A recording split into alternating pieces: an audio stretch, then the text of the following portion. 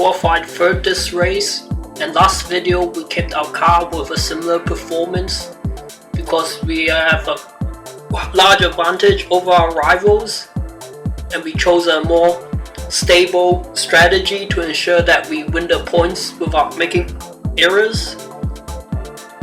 And we can see few of our rivals qualified better than us, and they started on the front row. We were expecting to qualify first again, like a few videos ago, at a different oval ring like this. And we owned the competition, so we expect something similar this race. But because this has a bit more cornering and braking, so expectations weren't as high. And a good sign, we kept up after a few laps of the start of the race, and we were able to overtake.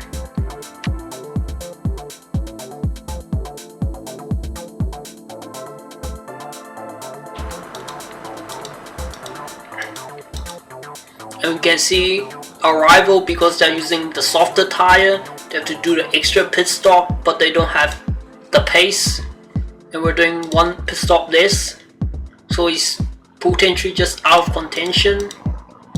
And you can see from this point onwards, we virtually already got this race sorted and we're gonna win. And we can see second place, Margus, had a bad tire. He's using a softer compound than us.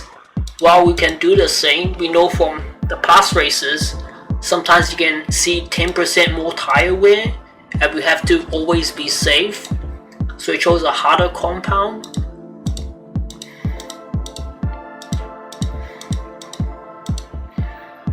And I also changed the settings before the start of the race to add a boost lap near the middle of the race where our car is the fastest, where you can see we got a 6.3 for our lap time, and that makes sure we get the fastest lap and earn that extra $1 million of revenue.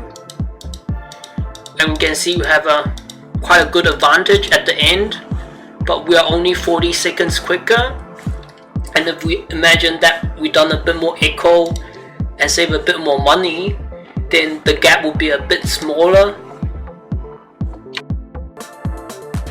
And we can see that one of the top rivals, Ethan, had something wrong with the car and the part broke in the last few laps.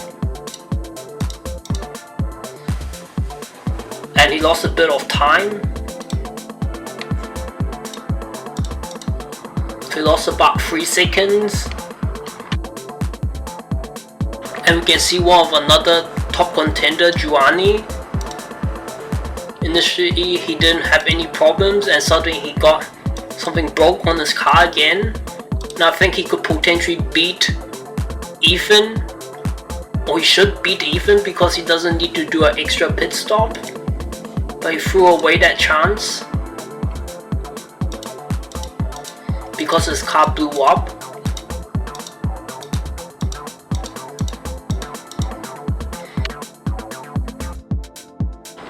And we can see our best lap was about 0.5 seconds faster than Ethan, doing more pit stops. And when we look at the overall ranking out of everyone in our same group, then we can see we did very good, top 35, and we were only 30 seconds or so away from finishing top 5. So because we are echoing and keeping our car with a similar performance from the past few races, that's why we weren't able to finish in the top positions. And we can see some of the rivals with one pit stop, they have like a faster base lap than us or slightly slower, but the lap time was the same as us. So it just shows that the one stop probably is the wrong strategy for this track, so it should be either 2 or 3 pit stops. Because we can see Ethan, which the car blew up in our group, it was virtually like similar pace to Margus with doing 3 stops. And if we look at the race data, surprisingly we didn't make any mistakes this this race. Our driver didn't go off track at all and consumed a bit less energy than what we expected for the stamina. You can also see that the fastest race lap here, we get that extra 1 million. And because we didn't do that for our last few races, or quite a few of the races, we just let our driver go without boost laps, so he lost the potential to earn quite a few million. And you can see for the first pit stop, we added that extra fuel to allow him to do the boost laps, which I didn't show in the video because I changed my mind after the recording. And if we look at our pace compared to our teammates, 3 minutes ahead, so that's superb. And if we look at all the New Zealand drivers, we were faster than someone in pro and same place as someone in amateur. But some of the other normal races that have a bit more corners, normally when I look at this, it's like we might rank very close to amateur or beat a few, but only this time we were able to beat quite a lot of people with a group up above us. If we look at the race results, which I copied into my calculator tool, we can see that it calculated that our risk, we lose about 1.44 stamina per risk. And if we compare to Indianapolis, another similar oval track, we lose 1.66 stamina per risk, so a bit different. It's only those normal tracks with a few corners where all of them fall around that 2.15 or so, and we can get the same stamina drain every time. But for the more obscure tracks like these oval ones, it's a bit of difference, and I was expecting actually the stamina drain to be a bit higher because there's a bit more braking and turning. So I was expecting like 1.65 or so. And we can look at our car weight compared to a calculator. We can see the average is 0.5 points difference, and we were virtually spot on with our weight calculation. And when we look at the race data on how our car is performing throughout the race, we can see it's virtually like a flat curve. Our pace is same as the first, middle and the end of the race, and we've seen this type of curve for the past few races already, and we were decreasing the compensation slowly to bring the curve flat. Initially it was a bit quicker at the end, but even after we dropped by 10% for this race, we still have like not enough. We need to drop a bit more. And I looked at a few of the temperature versus the lap times. Our temperature compensation is like flat, and normally we would expect like lower temperatures a bit slower and higher temperature a bit faster even when the compensation is active. So I decided to reduce the temp comp by 10% so we don't have a flat, so we undercompensate a bit. And the same idea for the weight compensation, because the values we have are not the exact values to change the car settings, so we undercompensate the effect of not having the exact coefficients. Wouldn't matter as much because there's not really any way to find the exact coefficients.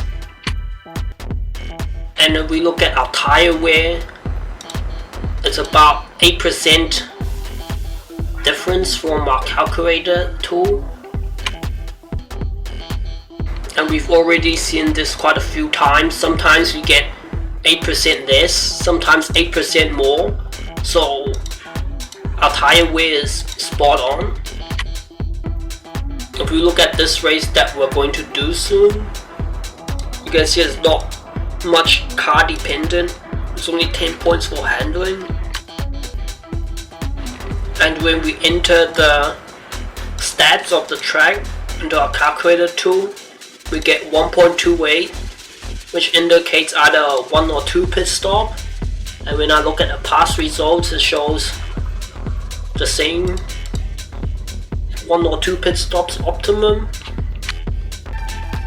And we're gonna look at our sponsors. And for this sponsor, which we already finished negotiating, surprisingly, other manager hasn't continued their negotiations, so the progress stayed at 50%. So I don't think it's all that likely that we'll lose the sponsor and others are going to be able to steal it from us, because we need to wait another 2 more races for this sponsor to expire before we can get this one. And there's something we need to choose for our new sponsor, and I'm thinking the front wing or the engine cover would be quite good for the money. I think potentially the front wing is worth a bit more money than the engine cover. I'm not sure, but the engine cover is on the side of the car, so we're going to choose the front wing. I think that's the most of the money. Let's choose the front wing.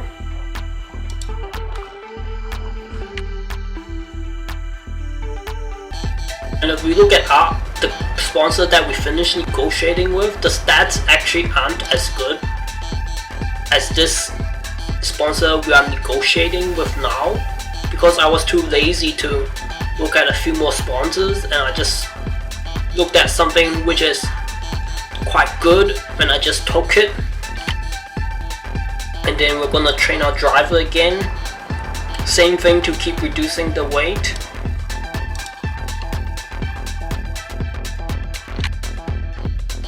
And we can see our driver, they were with us for 8 races and 4 wins, 7 points per race. Ridiculous stats, only because we are giving her a good car. That's why good points, and we were first in the standings. If we look at our drivers' stats for this race, surprisingly we gained 5 reputation, and last race we gained 4 reputation, but it's like more corners and more driver dependent, so it doesn't really make all that sense that we gain a bit less reputation this race. I mean the race before compared to now. And when we look at Indianapolis, we gained 5 reputation again. So I think that has to do with our race performance compared to all of the other people in the same group, because we finished quite well.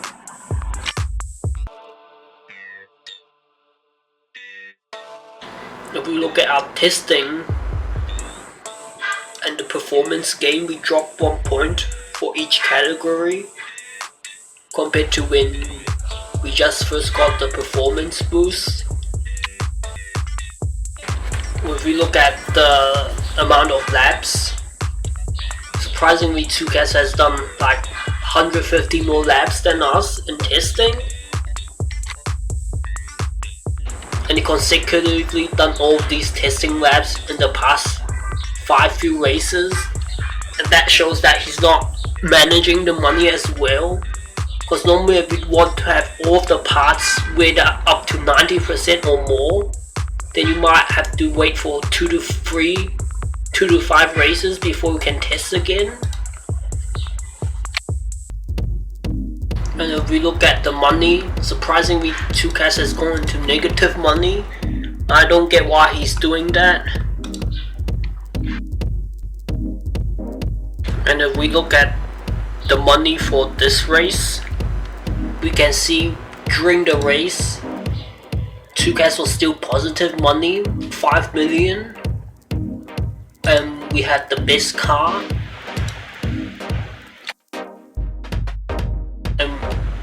can see compared to everyone, we qualified top 200 for our qualifying, and nothing much changed for the qualifying other than some of the top contenders in our group qualified poorly.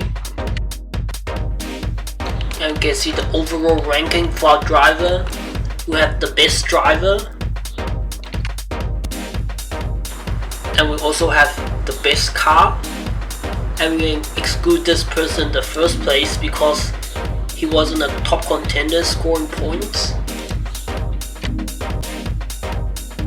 If we look at the car wear for this race, there's a lot of wear for the front wing, and while this can make it to the end, it's not that conservative enough. Only with 97% or less is it sufficient margin. Otherwise, if something blows up, which we saw in like the third race of this season, we can lose like 10 to 20 seconds even if it's only 5 laps at the end, and it's brutal for the amount of points we gained. And that race we lost like 4 points relative to our rivals because we pushed the testing too much for a few laps.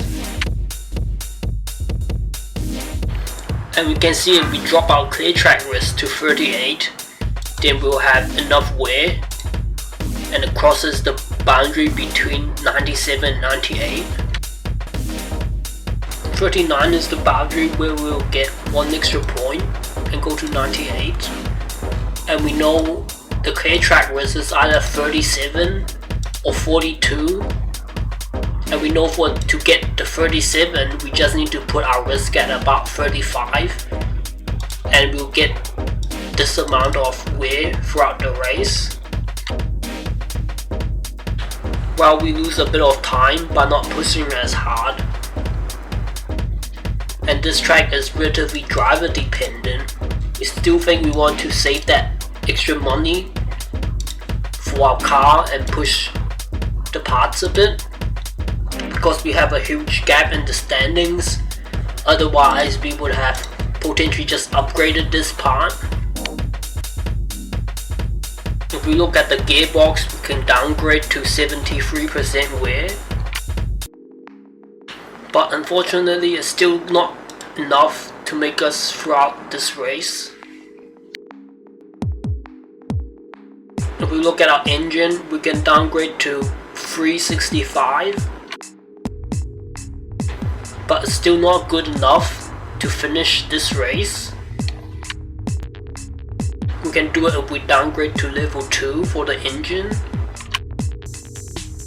And if we look at the upcoming races, not a lot of it is power based, but if we don't downgrade our engine as much, which will mean we have to upgrade our engine again, then our engine will be in good shape and a high level, and will definitely win this ostrich ring GP next coming up.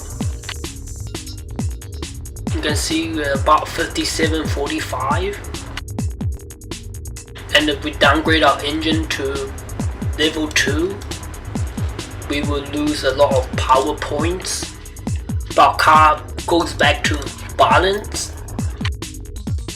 Actually change the levels a bit so it more represent our car, and our power will drop from 54 to 36, and we will potentially lose a lot of points for this race.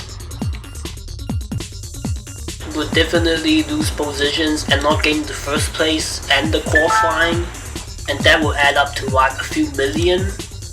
And let's have a look. If we say place with the same level, 8 million and the last 3 races, so that's about 2.5 to 3 million. So it doesn't add up, because if we don't go as quick, we lose positions, we lose 500k, 1 million per race, and we lose a lot of points in the standings. And we only save like 1 race for engine, which is only that 2.7 million.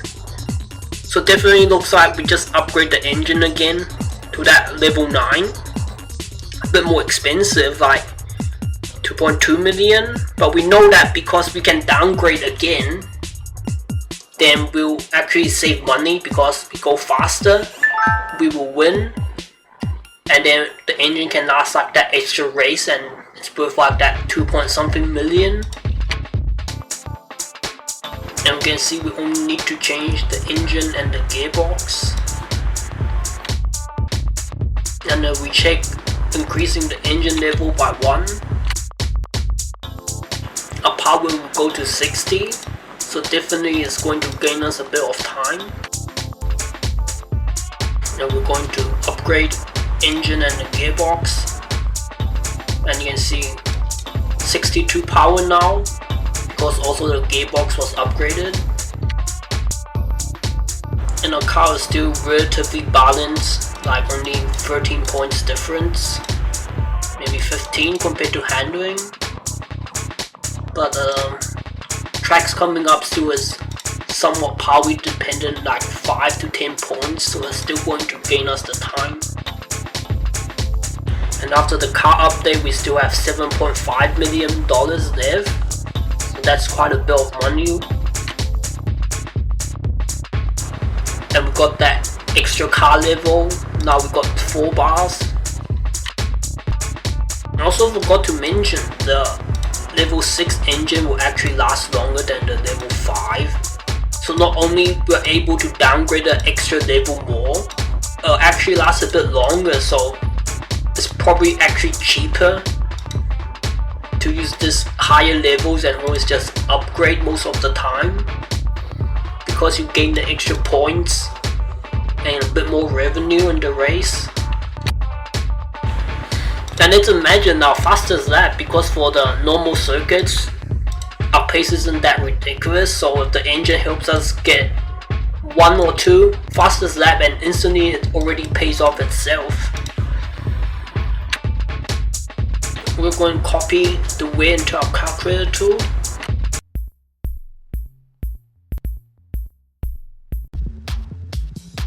We're going to check lap time for this race, and we got 1 minute 13 seconds.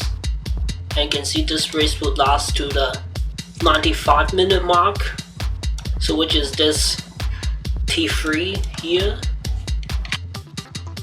And last race was a bit shorter, so we only used the T12 temperature, but this race we are going to use the 13. But we can see T12, 13 is virtually the same temperature, so I'm just going to leave it the same, not it's just T12. Optionally, instead of doing 1, 2 or 1, 2, 3, we can just do 1 and 3 and add these two together, and we get the 40.5, because we know it's going to last to this 90-minute mark anyways, and our car will be fixed on a more narrow temperature window. Normally, even if we set exactly the average, sometimes the weather changes a bit, and it's a bit of gamble if it drops into your temperature range, and if we choose a more narrow window like T1 and 3, then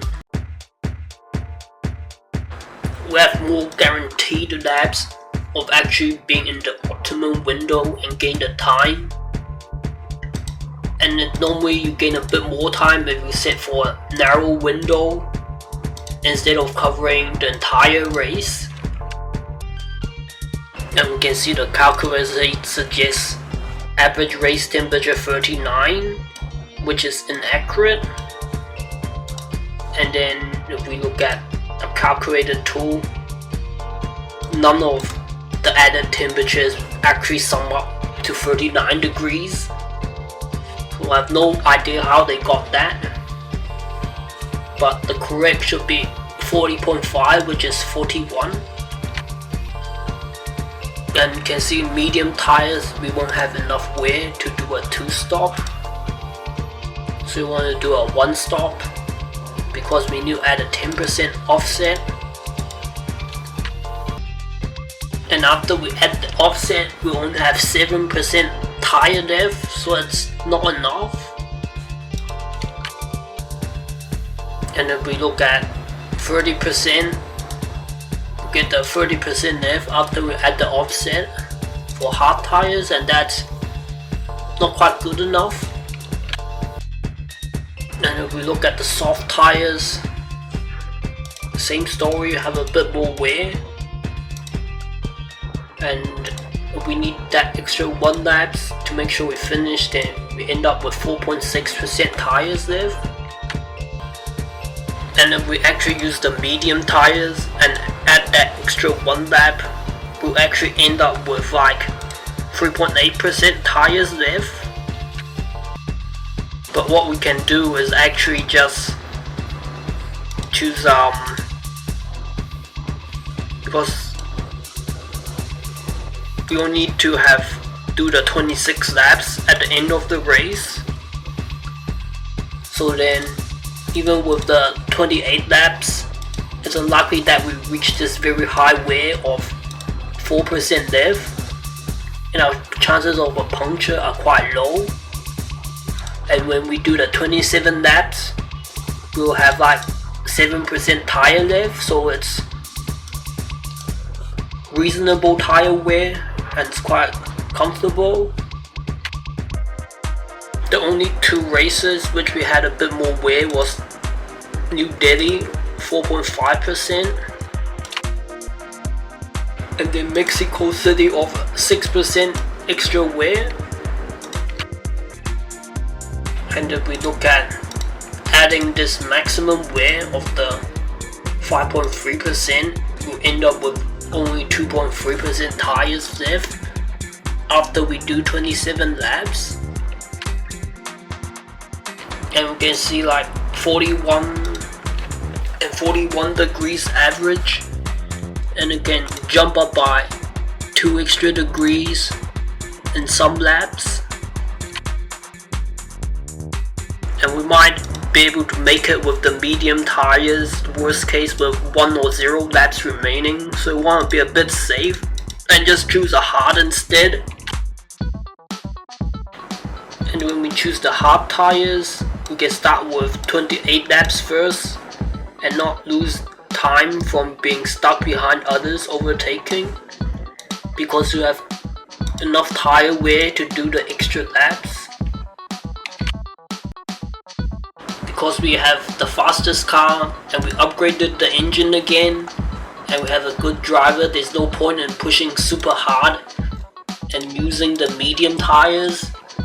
Otherwise, if we need to do an extra pit stop, it just ruins all of the hard work we done. And we entered the fuel required for this race. And we're gonna find the setup for this race.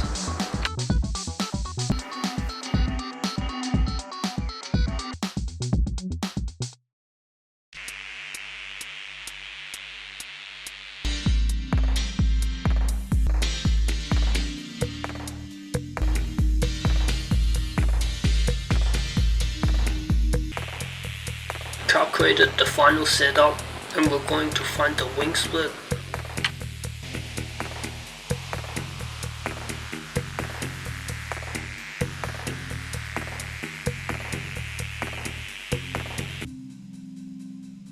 Our lap times dropped compared to when we had a very high wing split, so we might just keep this minus 15. For the first one, we dropped the wing by 60 points and we gained 42 ms. And for the last one, we dropped by 30 points and gained 27 ms. So that indicates our car is still within the optimum, quite close to the optimum range. Because our car is quite close to optimum range, we're just going to keep the setup wing split same as this, and we're going to do the qualifying using a low risk.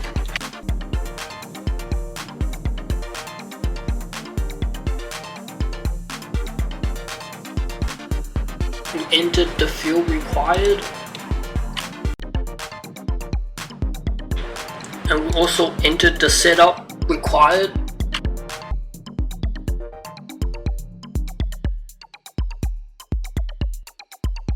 And we can see we qualified early, no one has qualified yet. And when when we compare to all of the qualified people, we qualified top 20 out of 255, top 10%. And if we compare to top 5, we are 0.6 and 1 second slower, so doing very good. And when we compare to top 5, for the combined time, we are only 1 second slower. So I think currently we qualified very good, and we're expecting that because we upgraded a lot of parts. And we can see compared to our teammate, their time isn't much slower than us, and they have a slower driver and a very slow car. But potentially he's doing maybe a free stop to get this time, I'm not sure.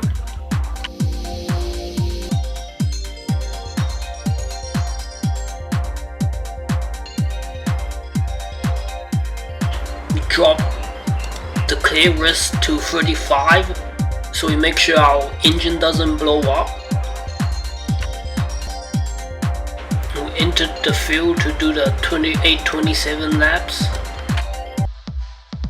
and we entered the final setup for the race, and we entered the boost lap to do the boost lap at the end of the second pit stop, the first one,